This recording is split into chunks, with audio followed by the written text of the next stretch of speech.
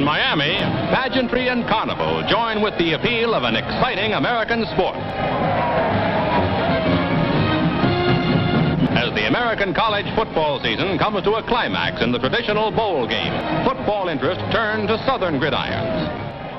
In 1951, football looked a lot different than it does today.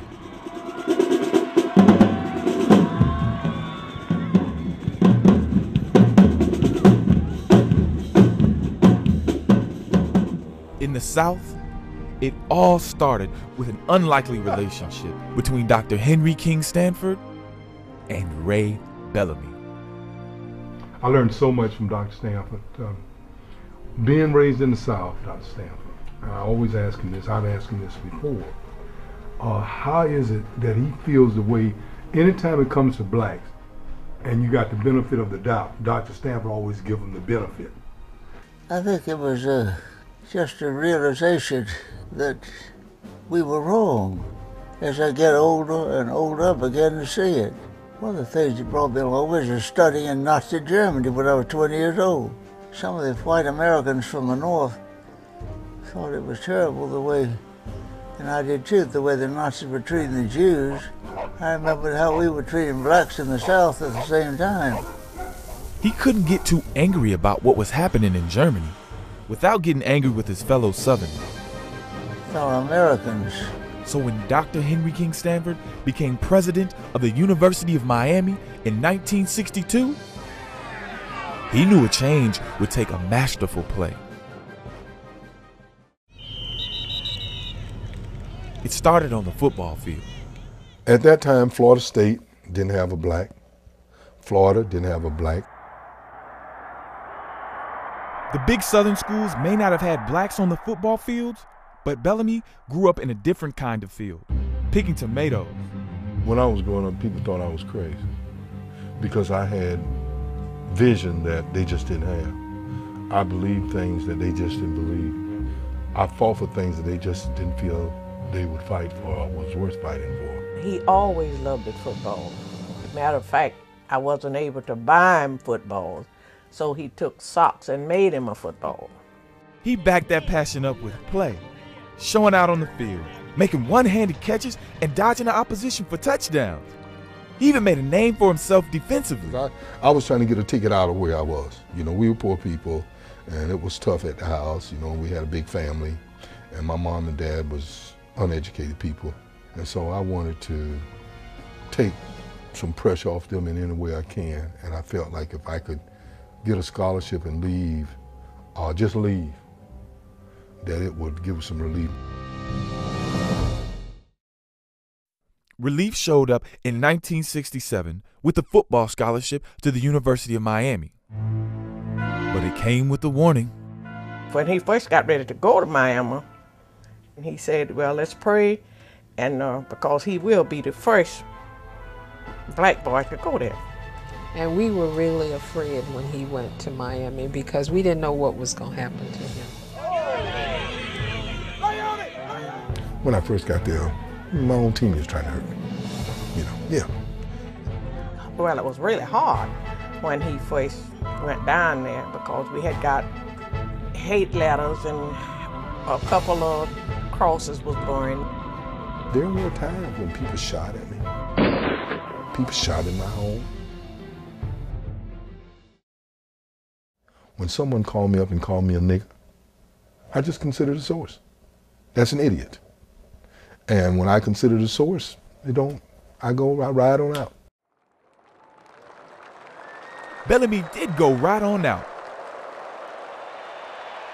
In 1967, he blocked a game-winning field goal against Florida State. The next year, he led Miami in receptions, 37 to be exact, the most ever by a sophomore. As an All-American athlete, he was soaring on the field. But like the old saying goes, what goes up must come down. I was coming back. This is how it all led. I was coming back from home with my mom going back to Miami, and I fell asleep driving. I had a real bad wreck. And I broke my right forearm, and I broke my femur, and I was in the hospital. They thought I was going to die. It was January 3rd, 1970. I lay on my back in the hospital for 13 and a half weeks. With so much time on his hands, Bellamy wouldn't be satisfied sitting still. His closest friends knew this. And they say, Ray, people out here like you, you've been respected, you've done the right thing around here, and they've never had a black president of the student body, and we feel like you can win. He did run, but it would cost him. They spend, people spend $12,000, $10,000. I ain't got that kind of money. But he did have $67, a copy machine, and an idea for a slogan that he liked to live his life by. It wasn't a white thing, it's not a black thing, it's a people thing. Ray Bellamy won. He was the first African-American student body president at the University of Miami.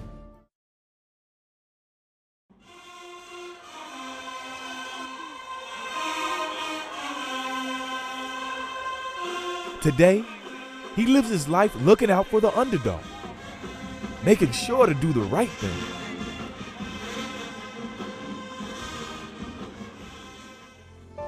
I could sit here right now and talk about whites and talk about negative things and how people did this and how people did that, but that's not going to change anything. You want to make a change, do the right thing. I think I told him one time, I said, you can't save the whole world. Nobody can.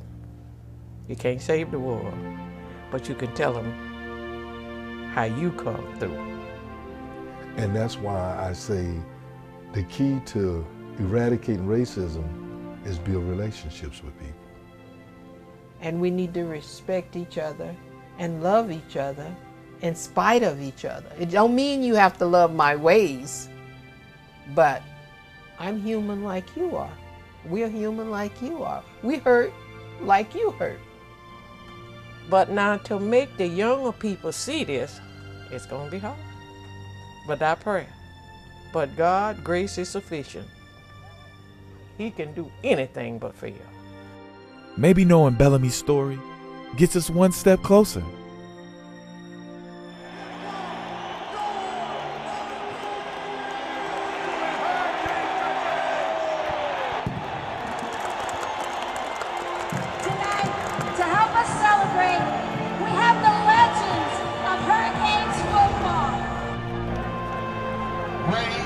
Bellamy, star wide receiver from 68 to 69. He was the first African-American student athlete at the University of Miami. Bellamy was also the university's first African-American student body president. Ladies and gentlemen, Ray Bellamy.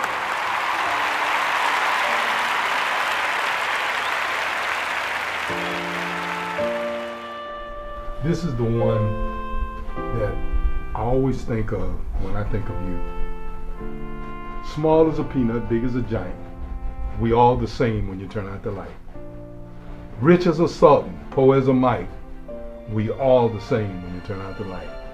Red, yellow, orange, green, black or white. We all the same when you turn out the light. So in order to make things right, the Lord should reach out and turn out the light.